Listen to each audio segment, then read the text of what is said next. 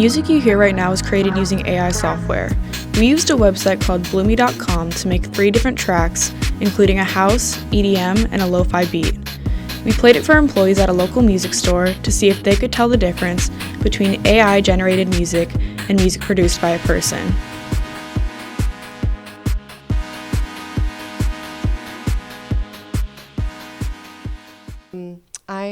I'm an aspiring music producer, and I wanted to get some musicians' opinions. So I'll hand you these headphones, play you one of my tracks.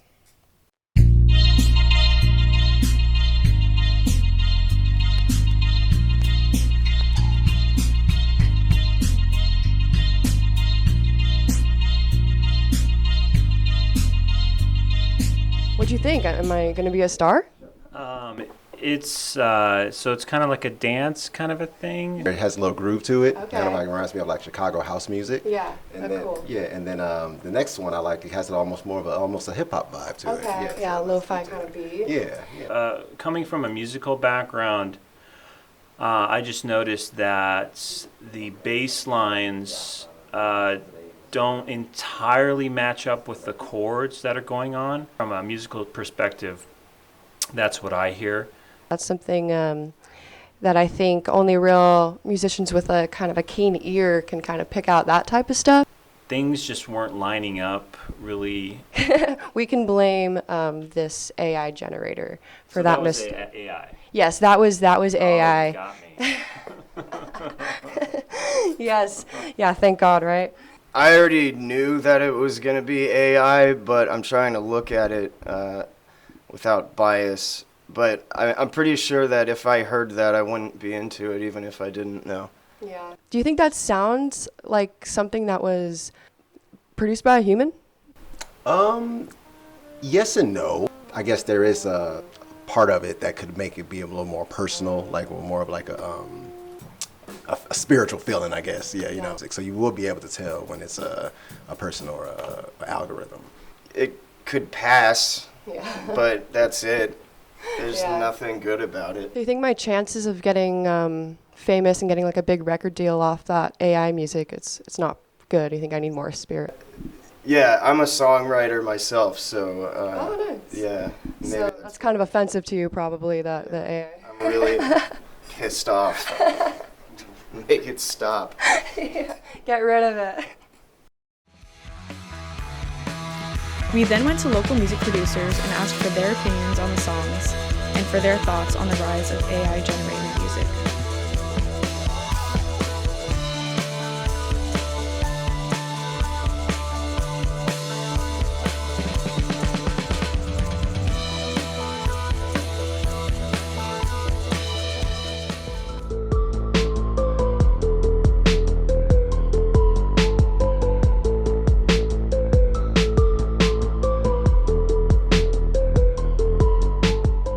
Basically, I'm gonna play you a song that I wrote. Okay. And I just want you to give me your opinion on it. Okay.